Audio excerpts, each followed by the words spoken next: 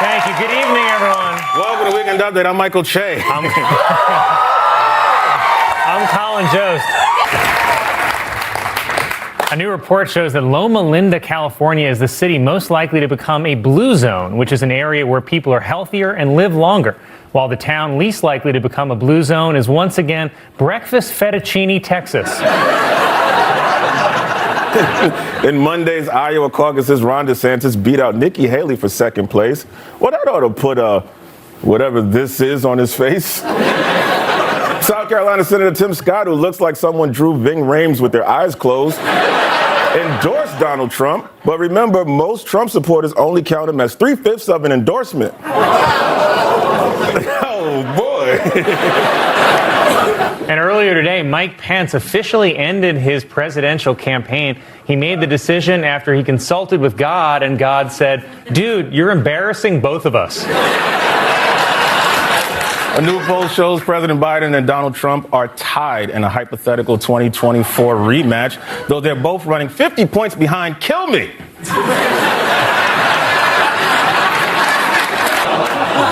The Supreme Court is addressing recent allegations of ethical lapses by adopting a new code of conduct, replacing their old code of conduct, money up front, no kissing on the mouth. Senator Tim Scott announced that he is dropping out of the 2024 presidential race. With Scott gone, the most prominent black Republican is once again the Blacks for Trump guy. All right, whatever. Ron DeSantis' presidential campaign got a major boost after Iowa Governor Kim Reynolds endorsed him.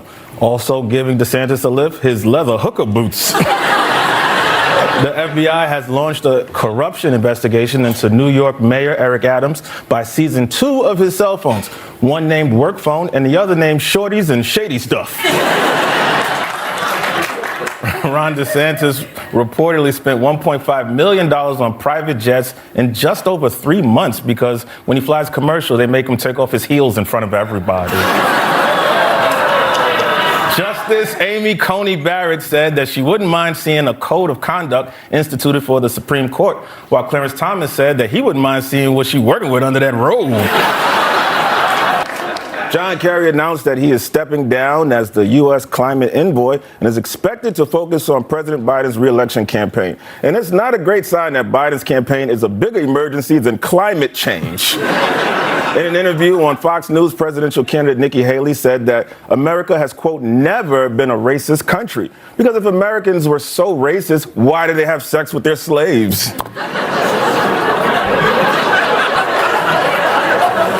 Nikki Haley received an endorsement from New Hampshire Governor Chris Sununu, which would be helpful if anyone knew who that was. A new report shows that for the first time, the majority of billionaires last year received their fortunes through family inheritance. And not to brag, but I inherited my family's learning disabilities. Donald Trump posted an image of Nikki Haley made up to look like Hillary Clinton. And honestly, I couldn't tell if it was bad Photoshop or a good picture of Mark Cuban in a wig. Pope Francis called for a ban on surrogate motherhood, which he says violates the dignity of the woman and the child. Plus, the Catholic Church doesn't want extra kids around while they're trying to quit.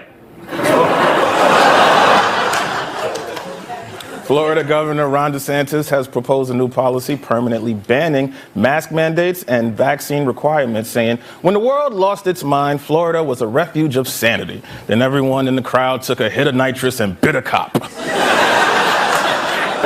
Florida Governor Ron DeSantis, who always looks like someone told him to go home and get his shine box, signed a bill that allows Florida residents to carry concealed guns without a permit because Florida is dangerous and you just never know when someone is going to run up to you and say gay.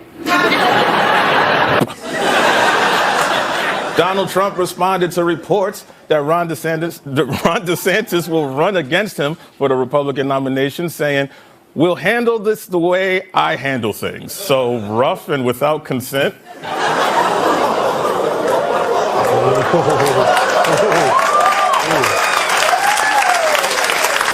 Well, Other than that, it's a good plan, I guess. Donald Trump visited East Palestine, the site of the recent train derailment, because Trump usually tries to make himself look better by standing next to a train wreck. The train that derailed was carrying highly toxic vinyl chloride, which I think is something Trump recommended as a cure for COVID. Republican insiders are concerned that the rivalry between Donald Trump and Ron DeSantis could lead to a civil war within the party, which is perfect because they already have the flags. Florida Governor Ron DeSantis, who thinks he's Gaston, but girl, you LeFou.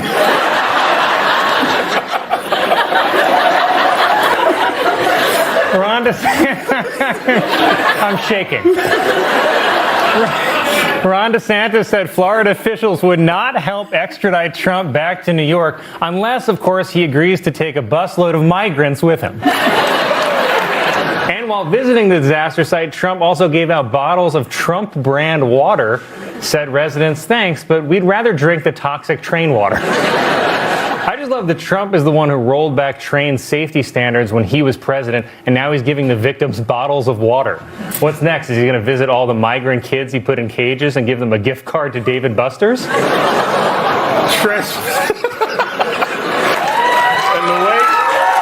the wake of the Nashville shooting, President Biden once again called on Congress to pass an assault weapons ban. Or, hear me out, stop and frisk for whites. How long before these kids earn a stereotype?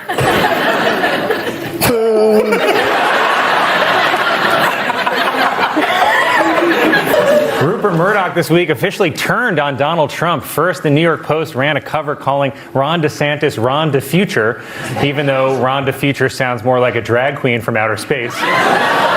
Then on Thursday, the Post showed Donald Trump as an egg sitting on a wall with the headline Trumpty Dumpty, which had to be the easiest Photoshop job in history.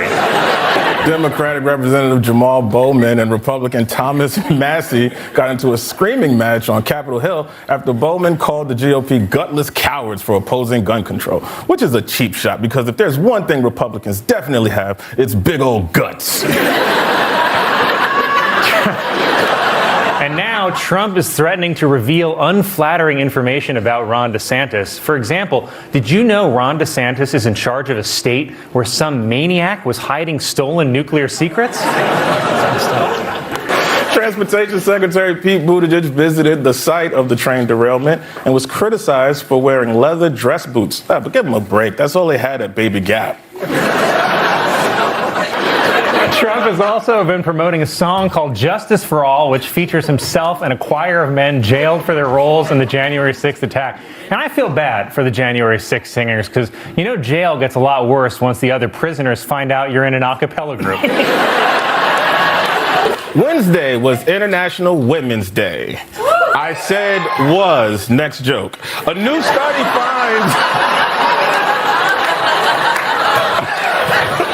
A new study finds that some New York City rats carry the virus that causes COVID, which is why I always order mine well done.